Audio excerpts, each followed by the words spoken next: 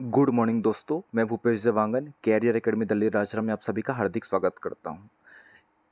आज हम लोग भारत की भूगोल सब्जेक्ट के अंतर्गत बांध पढ़ने वाले हैं, जो कि आपके सभी एग्जाम के दृष्टिकोण से बहुत ही ज़्यादा इंपॉर्टेंट है। इससे पहले हम लोग भारत के जितने भी जलप्रपात थे, महत्वपूर्ण जलप्रपात थे, परीक्षा उपयोगी थे, उसको हम लोग विस्तृत अध्ययन एमसीक्यू क्वेश्चन के साथ या ऑब्जेक्टिव क्वेश्चन के साथ कर चुके हैं। तो आज हम लोग बांध करने वाले हैं। तो चलिए दोस्तों, आप लोग साथ साथ में नोट करेंगे, शुरू करते हैं। आप लोग का टाइम वेस्ट नहीं करता हूँ मैं कुछ और बोलकर। तो बांध किसे कहते हैं जानते हैं। तो बांध जो है नहर या नदी पर जल के प्रवाह को रोकने का एक अवरोध है तथा इसको कई प्रयोजना या कई इसको उद्देश्य के लिए उपयोग किया जा सकता है। जैसे बांध के पानी का उपयोग हम लोग सिंचाई के लिए करते हैं, इससे बिजली उत्पन्न भी की जा सकती है, और पीने के पानी के लिए भी करते हैं।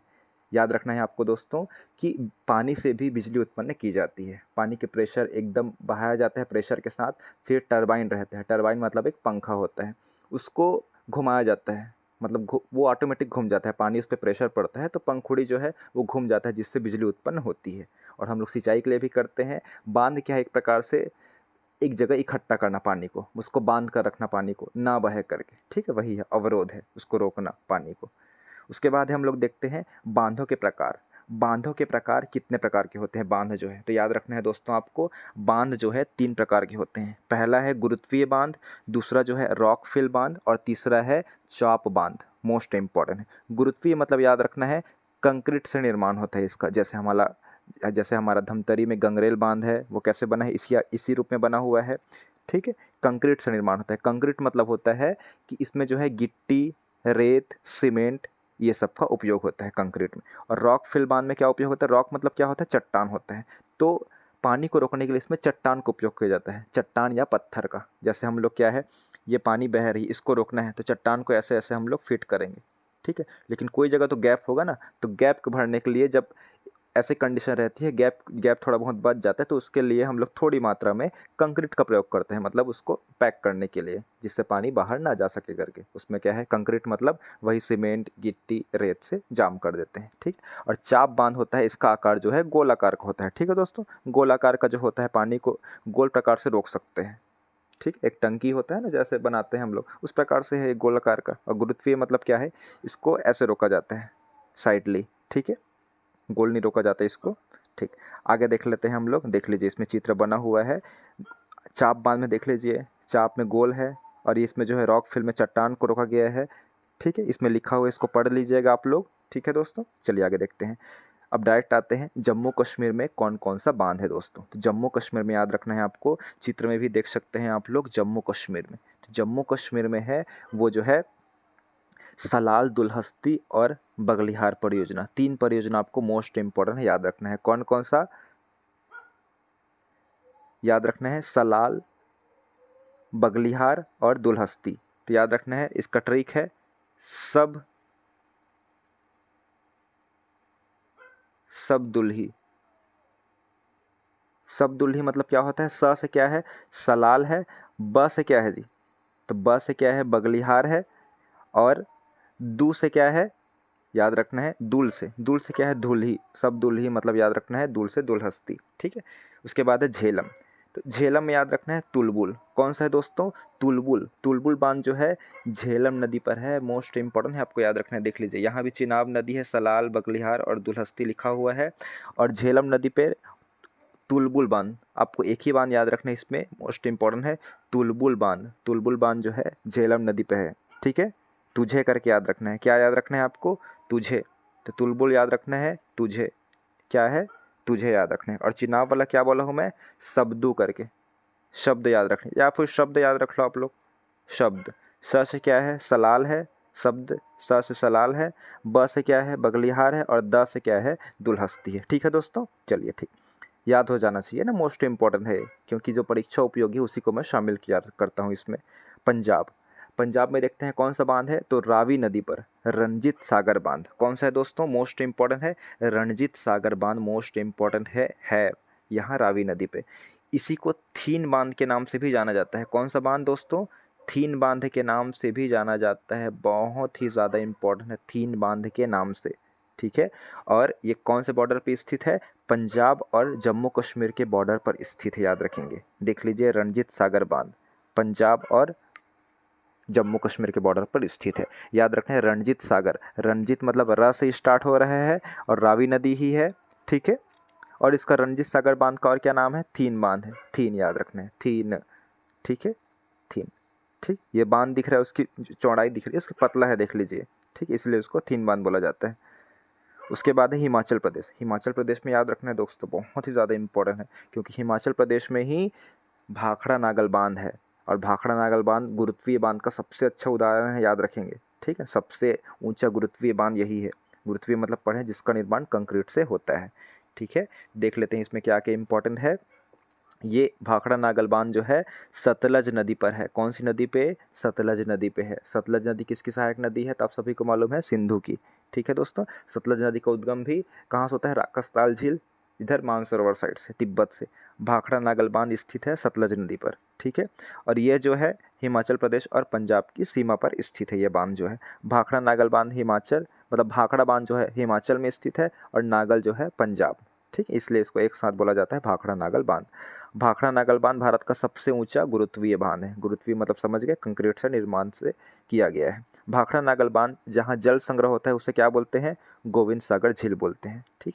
इसमें याद याद रखिएगा व्यास नदी, पोंग बांध कौन सी नदी पर है, व्यास नदी पर। और व्यास नदी किसकी सहायक नदी है, तो सतलज की सहायक नदी है व्यास नदी, मोस्ट इंपॉर्टेंट है, ठीक है दोस्तों। भारत की सिंधु अपवाह तंत्र के अंतर्गत भारत की एकमात्र ऐसी नदी जो भारत से ही उजागर होती है, मतलब भारत से ही निकलती है और भारत में ही समाप्त हो जाती है, वो कौन सी नदी है, व्यास नदी है, ठीक है दोस्तों। तो पोंग बांध जो है व्यास नदी पर है और भाखड़ा नागल बांध सतलज नदी पर है, ठीक, देख लीजिए आप लोग। उत्तराखंड, उत्तराखंड में याद रखना है भारत का सबसे जो ऊंचा बांध है वो कौन सा बांध है दोस्तों, टिहरी बांध है। कौन सा बांध है, टिहरी बांध। और टिहरी बांध जो है कौन सी नदी पर है, भागीरथी और भिलांगना नदी के संगम पर है, ठीक है। एक प्रकार से गंगा का ही रूप है ये। भारत का सबसे ऊंचा बांध है टिहरी बांध, कहाँ है, उत्तराखंड में है, ठीक है। देख लीजिए इसका चित्र, मैप में भी देख सकते हैं इधर। चलिए अब आगे बढ़ते हैं राजस्थान में। तो राजस्थान में याद रखना है आपको चंबल नदी पे। चंबल नदी पे दो है, जवाहर सागर बांध और राणा प्रताप सागर, ठीक है। ये उतना ज़्यादा इंपॉर्टेंट नहीं है, लेकिन नोट करना है आपको, जवाहर सागर और राणा प्रताप, ठीक है दोस्तों। उसके बाद मध्य प्रदेश में इंपॉर्टेंट है गांधी सागर और इंदिरा, इंदिरा गांधी करके याद रखेंगे आप लोग। क्या याद रखना है, इंदिरा गांधी करके आप लोग याद रखेंगे। एक इंदिरा है और गांधी है। इंदिरा कौन सी नदी पे है, तो इंदिरा जो है नर्मदा नदी पे है, नर्मदा, ठीक है दोस्तों, नर्मदा नदी, ठीक, नर्मदा।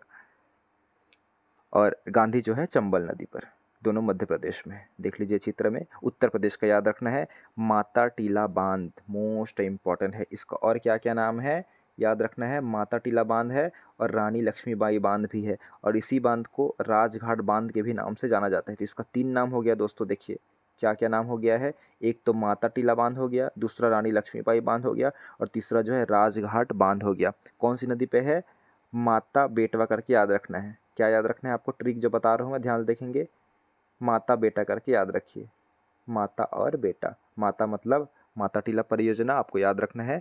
माता कौन थी, जो रानी लक्ष्मीबाई है, वो अपने संतान को पीठ में रस्सी से बांध के युद्ध लड़ती थी, ठीक है। आप देखे ही होंगे रानी लक्ष्मीबाई की जो कहानी है, वो बहुत ज़्यादा वीर वीर मतलब वीर थी, सभी को जानते हैं, ठीक है ना, वीरता से परिपूर्ण थी। और राजघाट बांध इसी के नाम से जाना जाता है। रिहन बांध रिहन नदी पे है, ठीक है, उत्तर प्रदेश और छत्तीसगढ़ के बॉर्डर पर। पढ़े, छत्तीसगढ़ में आप लोग पढ़ेंगे, अगर पढ़े नहीं होंगे तो पढ़ेंगे, पढ़ लिए हैं तो आप सभी लोग जानते ही होंगे। रिहन बांध के जलाशय को गोविंद वल्लभ पंत सागर कहा जाता है, इसको भी पढ़ेंगे, ठीक है दोस्तों। तभी याद रखना है माता टीला परियोजना, ठीक, बेतवा नदी पर। गुजरात, गुजरात में याद रखना है सरदार सरोवर, नर्मदा नदी पर याद रखेंगे दोस्तों, मोस्ट इंपॉर्टेंट है ना।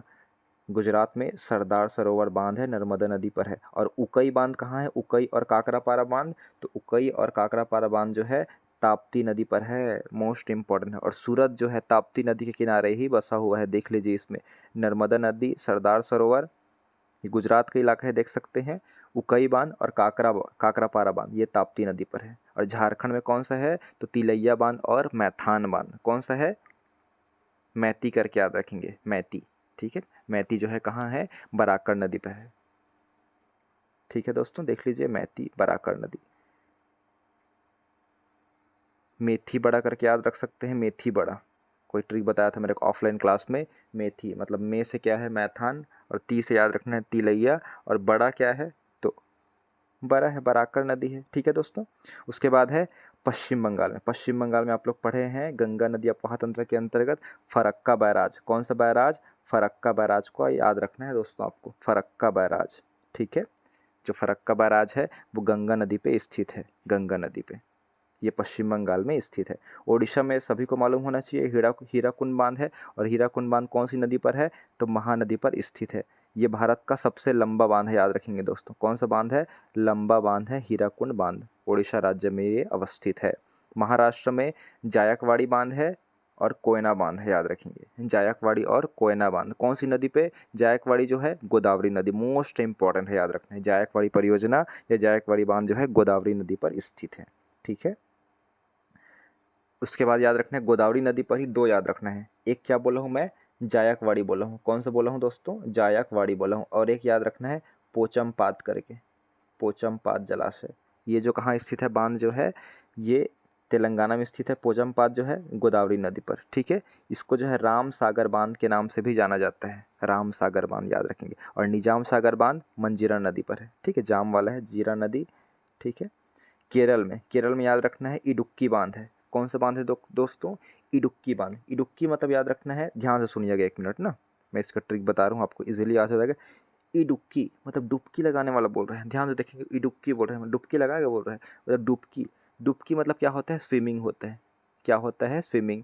तो हम लोग स्विमिंग करते हैं, जैसे नॉर्मल जो क्षेत्र हो गया, तालाब नाला हो गया, इसमें तो फ्री में कर सकते हैं, लेकिन जो मेन रूप से हम लोग सीखने भी जाते हैं स्विमिंग क्लास, या फिर कहीं घूमने जाते हैं फन सिटी जहाँ भी है स्विमिंग कर रहे हैं, तो इसके लिए हम लोग क्या करना पड़ता है?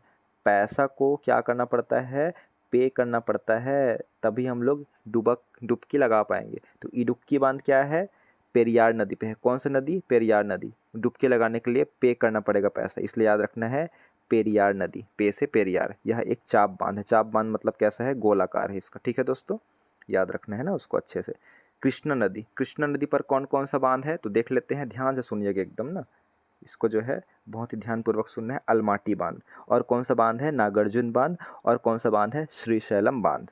ठीक है, अब इसको याद करवा देता हूँ आपको, ध्यान से बस सुनिएगा। ठीक है, कैसे याद करेंगे आप लोग कंफ्यूज नहीं होंगे। पहला है अलमाटी बांध, दूसरा है नागार्जुन बांध, और तीसरा है श्रीशैलम बांध। ठीक है, देखिए पहला तो इसको याद कर लेते हैं, श्री कृष्ण याद रखेंगे। क्या याद रखेंगे दोस्तों? श्री कृष्ण को याद रखेंगे। श्री कृष्ण मतलब क्या है? श्रीशैलम, श्री से क्या है? श्रीशैलम बांध हो गया, और कृष्ण मतलब कृष्णा नदी पे है। ठीक है, पहला तो हमारा ट्रिक कंप्लीट हो जाता है। अब देखते हैं माटी को, देख लेते हैं अलमाटी। अलमाटी में आप लोग ध्यान देंगे माटी को, तो आपसे पूछना चाहूँगा कि दोस्तों कौन से भगवान थे जो बहुत नटखट थे और माटी को खाते थे? तो कौन सा भगवान है? कृष्ण भगवान है, सभी जानते हैं। तो माटी कौन खाता था? कृष्ण भगवान, तो कृष्णा नदी पे है। उसके बाद है नागार्जुन, अर्जुन को याद रखेंगे। इसमें अर्जुन और किसका संबंध था ज़्यादा?